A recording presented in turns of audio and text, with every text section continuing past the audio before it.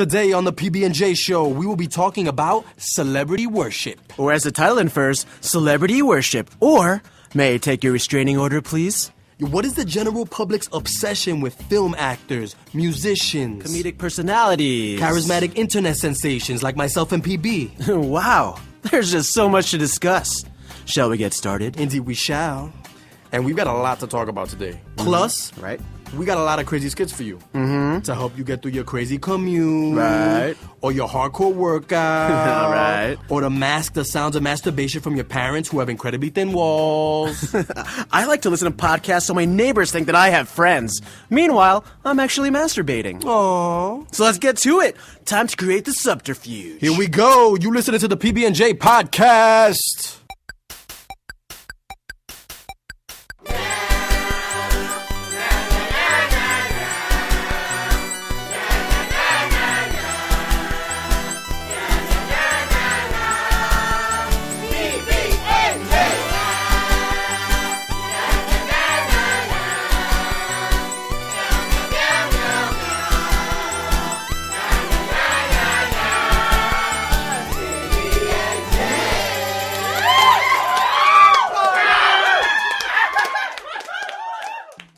What's up, pod people? I'm PB. And I'm PB. And no, you're not. And I'm Jay. That's right, and welcome to the PB&J Podcast, or the PB&J Fireside Chat, as I like to call it. I don't think that's catching on. No, it's not. Who would have thought that a reference to FDR from the 30s and 40s would not catch on? I don't know who FDR is. But if you're listening to this, you most likely aren't anywhere near a fireplace. But that's why we're providing the proverbial fireplace for you, to warm up those earlobes. Now, doesn't that sound nice? It does. So PB, you had a few stalkers in your day. Well, I don't really like to talk about it, so I'm going to talk about it. Back in my days as a public access celebrity television star, Ooh. yeah, I used to receive fan mail from pretty boys, pretty girls, mostly pretty girls. Yeah, of course. And this one time, I received fan mail from a guy who had a foot fetish. A foot fetish? Foot fetish. Wait. How did he even see your feet? Well, I used to wear flip-flops all the time. Or go commando foot-wise. You do have nice feet. Aw, thanks, Boo. But yeah, I would get these really grossly descriptive emails from this weird dude telling me what he'd do to my feet. Well, good lord! For example? For example, let's not go into for example. Okay. Let's just say that this freak would get off on checking out my feet on a weekly basis. Wow, that guy was totally obsessed with your features. Wow. I don't know who FDR is. So one day this guy shows up where I was working, and he was like this dude wearing he had a white beard and like white hair. Santa Claus? No. And then he was eating popped corn and he was like, I'm walking by and he gives me like that, hey, what's up? Like he knew who I was, but I didn't know who he was. So I was like, hey dude, what's up? And I just walked away. So later that night when I get home, I get this email and it was that dude and he perfectly described what I was wearing. Ew. And yeah, so I had to tell this guy dude, if you don't stop sending me these gross emails, I'm gonna call the cops. Yo, you know what? This kind of stuff only happens to you, PB. Well, I wouldn't go so far as to call myself a celebrity, but being an accessible personality that's on TV on a weekly basis made this guy become obsessed with not only me, But what? but my feet. Which begs the question, why are celebrities put on a pedestal? Looked upon as royalty or gods? Other than talent and good looks. Some celebrities don't even have talent. I mean, just a sex tape and a reality TV show. Right, like Rachel Ray. Or Rachel Ray. Right. So Jay, you used to be completely obsessed with a well-known A-list actor. Yeah, it's not something I often talk about. Well, why don't you use this medium as an outlet to exercise those out-of-shape demons? Okie doke. So when I was a little kid, about 12 or so, I loved movies. I loved going to the movies, and I would see every film this person was in. Cute. I know, and I would cut out every article, memorize every single factoid and quoteoid. My room was covered with posters and a wall-to-wall collage of pictures from magazines. Creative. Thank you. That blonde hair, those blue eyes, and that perfect smile. I was completely infatuated, obsessed with Brad Pitt. Brad Pitt. Yeah, Brad Pitt. Yeah, he was my idol. Wow. Okay. So one fine day, my father took me to see a show he was doing. Brad Pitt did shows? Don't interrupt me. So we went there early just to see if I could get a little glimpse of him in person, and we did. Yay! So I got to go backstage, hang out with Brad Pitt? Yeah, Brad Pitt. I mean, we took pictures. I got to tell him all about the stuff I knew about him, like his dog's name and his wife's name. Oh, wait, which wife is this? Is this Jennifer Aniston No, or no, no, Angelina no, Jolie? no, no, no, no, no. Look, so anyway, so we were leaving, and I was totally on this Brad Pitt high when I realized that I left my vinyl record that he signed. Wait, Brad Pitt signed vinyl records? I went back to the dressing room, and there he was, kissing this lady that wasn't his wife. Uh-huh. And he's all like, get out of here. Get out of here, you snot-nosed little brat. Huh? I know. He just turned out to be a big phony. And I hate him. I hate him so much. Wait. This is Brad Pitt? Like, the Fight Club Brad Pitt? Yeah, like the Meet Joe Black Brad Pitt. Okay. So I'm like 12 years old. Uh-huh. And I had this epiphany. Wait, that's a pretty big word for a 12-year-old. I'd probably use another word. So then I'm like, oh no. What if all the people whose movies are like Brad Pitt? Like, what if all famous people are scum buckets? Did you literally say scum buckets? So then my dad, Alan Thicke, reminds me of the first time that I heard Kermit the Frog wasn't a real frog. Yeah, man. That must have been very traumatic for... Wait, what? That, like, blowjobbed my mind. And I realized I didn't even know the real Brad Pitt. Just the image that he showed on TV and magazines. Then Kirk Cameron came in and tried to scam my parents and call their sister Carol fat and ugly. You jerk face. That's just an episode of Growing Pains that Brad Pitt was a guest star in. Well, it felt real to me. Especially at 15 years old. I thought you said you were 12. I'm sure that Brad Pitt isn't really a scum bucket. At least from what I've seen on TV and movies, so... I still can't look at him the same way. Ever again. You see, like everyone else, we too are guilty of a little celebrity worship now and then. Stick around, folks. We'll be back to talk some more. In the meantime, check out the sketch on the PB&J Podcast. Show me that smile again. Show me that smile. PB&J. PB&J.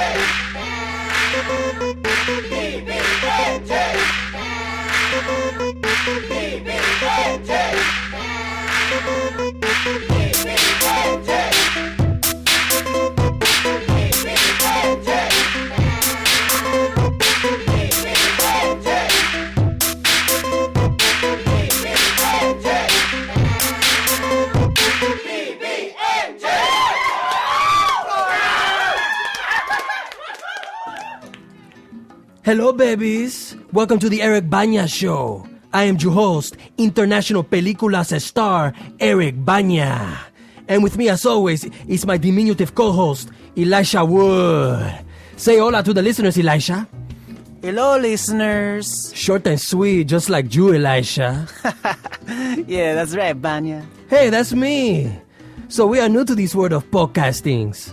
Most of you may know us from our películas like Troy. Oh, yes. Where I played Hector, opposite Brad Pitt, y Orlando Blooms, y Brian Coxes, y Diana Krugers, or Elijah's película más grande, Lord of the Rings. Oh, yes. Also starring Orlando Blooms, y Sir Ian McKellen, y Viggo Mortensen, y Sean Astin. Oh, yes. Y Liv Tyler's. Or Uh-oh. finds some other películas starring me, such as The Hawks, Oh, yes. where I play Bruce Bannier. Opposite Jennifer Connelly's, y Josh Lucas, y Sam Elias, y Nicholas Nolte's. But Eliza and I wanted to expand on our talents and reach out to our fans. You know. Did you have anything to add, my little voiced hobbit amigo? No, I'm good for now, Eric Baña. Okay, so, shall we take our first caller? Let's do it, like Nike says. Hola, you're on the air with Eric Baña. Hi, Eric. This is Christina. You're so handsome. Oh, thank you so much, baby. I love you too. Next caller. Oh, Eric, you're doing such a good job on your show. Keep it up. Thank you so much, baby. Keep listening, okay? That was good. We got to talk to some fans. What should we do now, Elisha? I don't know, maybe we could talk about the news? The news. La noticias, I likes. Have you seen the película Morning Glory about morning news shows?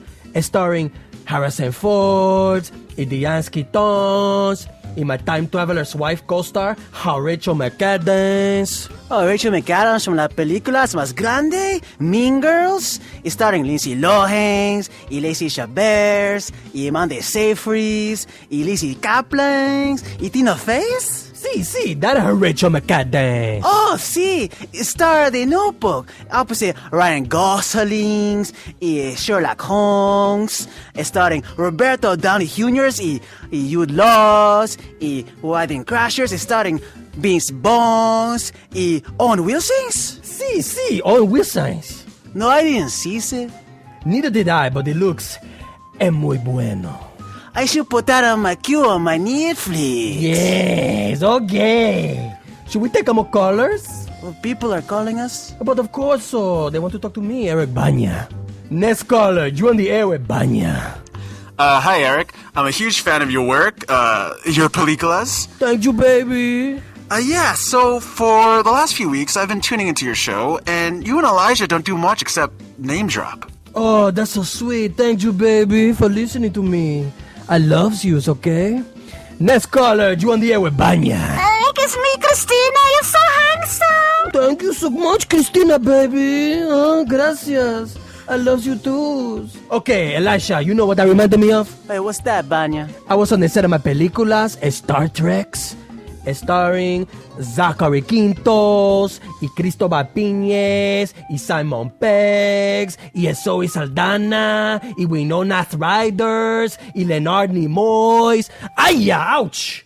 Are you okay, Baña? Sí, I just dropped another name on my foots. There's a good one, Baña. There's a good one. You got me good. Yes. Okay, that's all the time we have on the Eric Baña Show. Tune in next week when we talk about my película, The Other Bowling Girl. Oh, yes. Starring Natalie Portman. Very hot. Y Scarlett Johansson. En fuego. Y my other big role in Esteban Spielberg's Monique. Ooh. Starring me, Eric Baña. Yes. Y Daniel Craig. Y Thomas Hanks. Y el Leonardo DiCaprio. Y Benjamin Affleck. Y Mateo Damon. TMZoo, your source for Hollywood's hottest animal gossip. All right, people, what do you got for me? We saw Lassie hanging out at the Kennel Club. We asked him some stuff, and our camera guy was trying to rile him up a little bit. Hey, Lassie! Dude, he keeps egging him on, calling out his name like Lassie.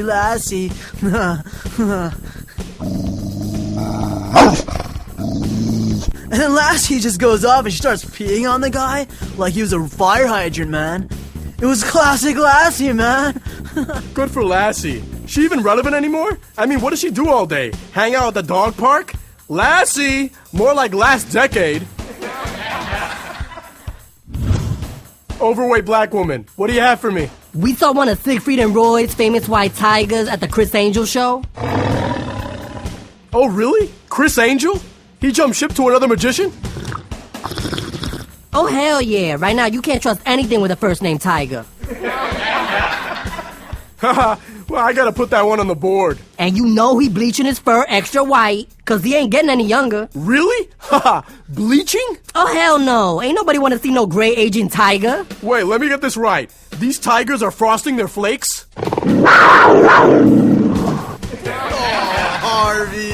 Harvey, you're crazy, man. Babe the Pig, of course, there's been rumors for years of him possibly being gay. But he's always denied it. Yes, but we have pictures of him coming out of the popular gay pig club Mudhole, canoodling with Wilbur from Charlotte's Web. Let's just say that they were both bringing home the bacon that night. Good for him. I think that Babe and Wilbur should have the right to pork whoever they want to. Harvey. I'm putting that on the board. Next week on TMZoo, is one of the meerkats from Meerkat Manor dating famous animal porn star Sigourney Beaver? The raccoon from Furry Vengeance lets loose about his offset antics with Brendan Fraser. And this. There was a Shark Week premiere party, and as you'd expect, a fight broke out between the Hammerheads and the Tiger Sharks. Your cops came to break it up and everything. And you know, afterwards, the promoters of the party said it probably wasn't a good idea to have an after party with a bunch of sharks in it. Sounds like there was a lot of broken jaws at that party. That's hilarious, Harvey. Nah, actually, a lot of innocent people died that night. I'm putting that on the board. TMZoo, your source for Hollywood's hottest animal gossip. Hi, I'm Robert Pattinson. You may know me better as the emoting vampire Edward from the blockbuster film Twilight and its international hit sequel, Twilights. Listen, I'm not your average daywalker. In fact, I spend most of my time running from screaming fans. So you could say I'm a day runner. See? I do have a sense of humor. No matter what that Rolling Stones reviewer says. Effing Peter Travers. Anywho. Oh my god, it's Robert Pattinson! Uh-oh, I've been spotted. Time to run. Now this sort of thing happens to me every day. Where do I get the stamina to run away from hordes of horny girls all the time? I'm glad I assumed you asked. Oh my god, impregnate me! Impregnate me! Tag me! I'm not a real vampire, you idiot! Anyway, like I was saying, I get my unlimited energy from Heartthrob. Please bite me! Anywhere! Preferably inside my ass! I want your herpes! You're so hot! You look just like my brother! Wait, am I attracted to my brother? Heartthrob, a new fantastic energy drink for handsome celebrities like us who are constantly on the get up and go. Just like my close personal friend, Zac Efron. What are you doing here? Hey, Robert. I'm running from my own group of screaming girls. You know what it's like being a heartthrob? Yes, Heartthrob, which is the name of my brand new energy drink. Hey, Zac, how long do you think we could outlast these stampeding girls? I don't know, but I think a girl got trampled to death already, man. Hilarious. Oh, look, we're coming upon a forest with tall trees. Climb on my back, spider monkey. Aw, snap! I'm riding on Robert Pattinson's back, man. Robert! Zac! Robert Pattinson's Heartthrob. Because you can't spell heartthrob without Rob. Warning. Too much consumption of heartthrob will literally break your heart. Ho, ho, ho, wow, I can't stop laughing to myself. That was hysterical. Welcome back, listeners. I'm PB. And I'm Jay, and we're talking about society's obsession with the famous. Yes, we are. This isn't a new trend, Jay. I mean, if you think about it, Elvis, Beatlemania... Jesus? Right, Jesus. Jesus has some of the biggest fans still who are completely obsessed with him. Worship him, even. Yeah, you can't go wrong with awesome hair, a sweet beard, perfect abs, and a crucifix tattoo. Right, and cool piercings. Oh, I forgot about the cool piercings. Celebrity worship isn't new, but it seems to be more prevalent now, today, more than ever. Yeah, I mean, look at shows like TMZ or the E! Channel. They have an entire channel dedicated to celebrity and fame. Yep. And keeping up with the Kardashians. Yes. And now every celebrity has a Twitter account where you can follow their every stupid move. Oh, let me check out my Twitter. For example, Elijah Dushku is killing time at the MoMA right now until her flight at JFK. Now I have something to do after this podcast. Sweet. Awesome. I'll be joining you. My point being that it's almost like I feel like I'm being brainwashed into caring about what these like actors and rappers and media whores do. Like, who cares, man? Yeah, I totally agree. And we do follow Elijah Dushku on Twitter, twitter.com/PB&J Comedy. Plug. But I also feel like my brain was in a washing machine. I mean, who gives a shit, really? We do? Yeah, we do. I know what you're saying, though. Sometimes I have dreams. Actual dreams about being a celebrity. Sex dreams? You should know. You were there. Ew. I was in your sex dream? Yo, bro, duh. You were the one who cockblocked me in my own dream yesterday night. Oh, right. The dream starring actress Carla Gugino. Gugino! Gugino! Gugino! Gugigi! Yeah, man, I hate when you do the... I was having a perfectly sexy sex dream, and you had to go and sex-interrupt it. All right. Let's not get into a fight about it while we're on air. As for some of our listeners know, both Jay and I have a thing for the star of Sin City and son-in-law, actress Carla Gugino. Gugino. But that, they're not fully there to comprehend it. This is our dreams, Luckily, I have an audio recording of what occurred in our dreams last night. Wow, that's unlikely. You recorded our joint Gugino sex dream? I always do, my man friend. Oh. Here, let's take a listen. Ooh, a harp. Wow, Gugino. That was the best sexual experience I have ever had. I mean, I have never sweated this much after intercourse. Actually, now that I think of it, maybe we should crack open a window in here because this isn't a natural amount of sex sweat. Hey, Gugino. Jay, what's up? PB? What the hell are you doing here? Me? What are you doing here? Oh, wait. We must be having dueling sex dreams. Again? Well, this always happens when we fall asleep next to each other. But wait, why are you just coming in now? I just came from another dream where I was a guard in an all-women's prison. And all the women look like Charlize Theron. Wait for it. I'm waiting. In the movie Monster. Oh. I know. I was so disgusted, I only participated in one prison cell orgy.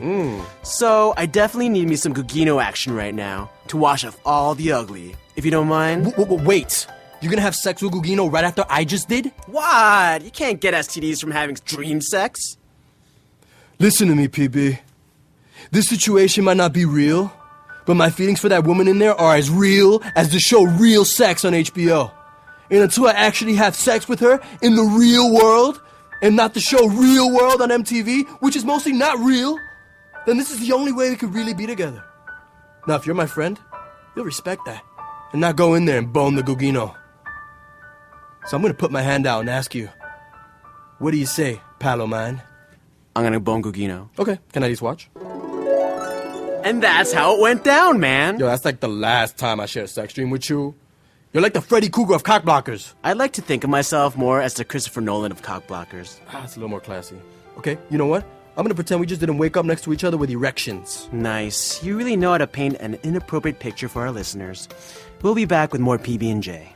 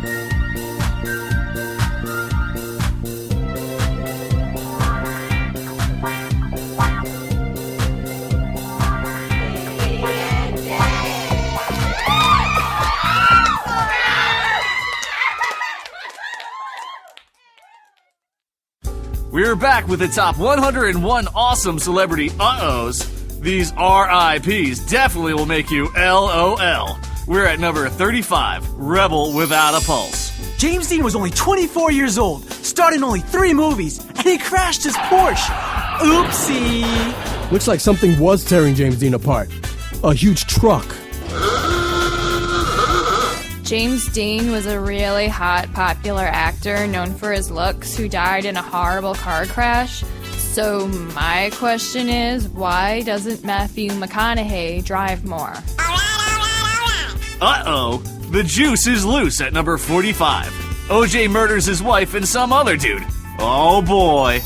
O.J. Simpson, he kills one person, then he kills another. He's got an open field. He could get away with his murder. When OJ was younger, he won the Heisman Trophy. But I think they should officially rename it the Killman Trophy. Am I right? Hello? Our super awesome uh-oh at 25. Kurt Cobain shoots up the charts with a bullet. It was definitely an awesome death. But I think maybe he messed up with a suicide note. Dude, ever heard of spell check? If I was married to Courtney Love, I'd shoot myself too. I know what you're saying right now. This guy's got some nerve. Anna. Anyone? Am I right? Maybe he didn't know he was carrying a gun. He always had his hair in his face. Uh-oh! At number 14, and our favorite rock star plane crash, Buddy Holly, Richie Valens, and the Big Bopper plummet to their deaths. This uh-oh was so awesomely awesome that they actually made a song about it called American Pie. that they remade for Richie Valens fans called A Mexican Taco. Actually, the explosion was so big that the plane sounded more like a La Bamba. Hello? Anyone hear me? Sorry, Mexicans. Your ticket to mainstream acceptability just went down in flames. Literally. Tears in Heaven at number 10 for Eric Clapton, whose infant son fell out of a window to his tragic death. Wow, what a terrible thing to happen to a really nice guy. Moving on. At number 4 on Awesome Celebrity Uh-Ohs, the joke's on Heath Ledger. Uh-oh. Pills. 10 things I hate about Heath Ledger dying. Number 10, Oxycontin. Number 9, Valium. Number 8, Xanax. Number 7. I'd pop a few extra pills too if I had to listen to Christian Bale's Batman voice for a whole movie shoot. Oh, good for you! And how was it? I guess the writing on his prescription was illegible. No? Anyone? Whoa, it's dead in here. We'll be back with more of the top 101 Awesome Celebrity Uh-Ohs. Hey bro, what are you watching? Seven Samurai. I'm trying to see it 7 times today. It's always been my dream to do that. Is that the Criterion Collection edition? Complete with Kurosawa director's commentary? Hey, come on. That's like asking me if the Blair Witch Project was the most overrated movie in the last 20 years. You know the answer. Oh, I know your answer. I still think it was a good concept and lost steam towards the end due to poor cinematography.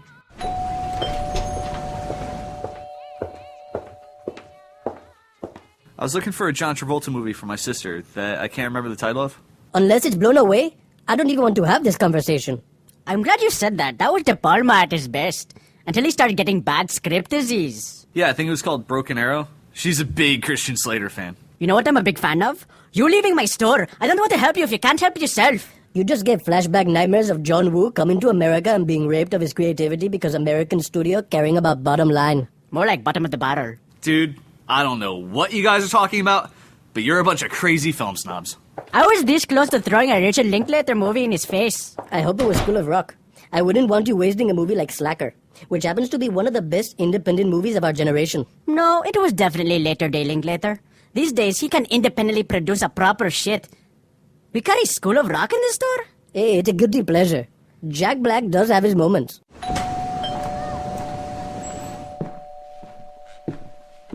Hey, what's up? I was looking for a James Cameron movie. You have a better chance of finding a Kirk Cameron movie in the store, my friend. Don't you see the name of the store? It says Indie Indian Video Store. Yeah, not using 3D as a gimmick without any intelligent line of dialogue in your movie store. I have to disagree with you.